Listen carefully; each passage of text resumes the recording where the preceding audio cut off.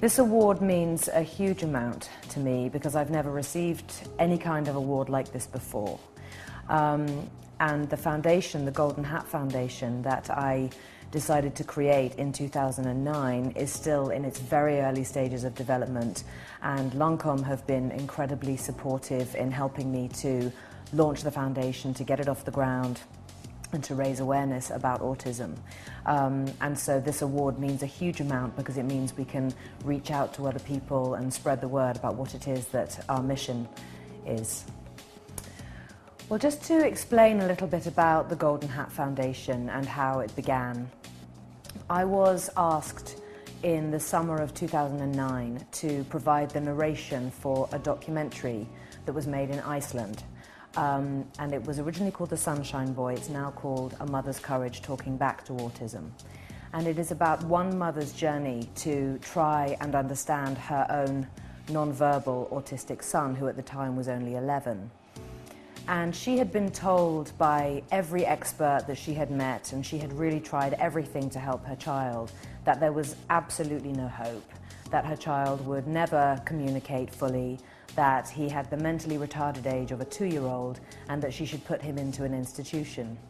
And so through making this incredible documentary, she discovered a revolutionary technique to help her child to communicate by using a letterboard. And it's a very hard process for him, and he's still learning it now. But he has been unlocked, and he is now communicating, and he goes to regular public school, and he is an A-grade student and has the exact same intellect as any other boy of his own age. And I was so moved by this and so struck by not only how fortunate we are to be able to speak freely and to express ourselves, but how fortunate I am to have 2 healthy children who can do the same, who can tell me when they're in pain, who can tell me that they love me, who can tell me when they're happy, when they're sad. It just seemed to me to be such an awful plight to be locked inside your body and not to be able to get out, not to be able to express yourself at all.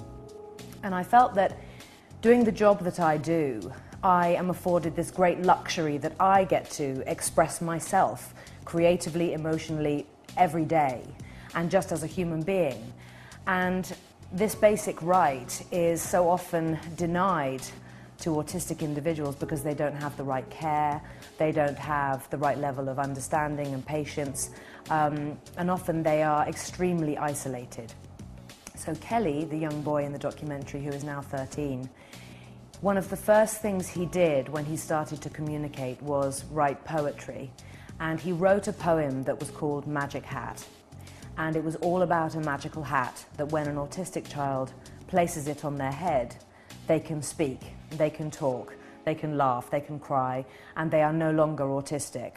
And it struck me that this was a perfect way to name the foundation and also to start a side project, which is the creation of a book that involves many photographs of high-profile individuals, all photographing themselves wearing the same exact hat.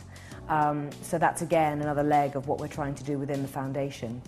And our mission is to not only raise awareness about the condition, which is very confusing and intimidating to a lot of people, but we want to create independent living campuses where autistic individuals, particularly the non-verbal individuals, will be provided with a safe place to be, to learn how to communicate, to learn job skills, and to be integrated into society and treated like normal people of normal intelligence, which so often just doesn't happen. And that is our goal.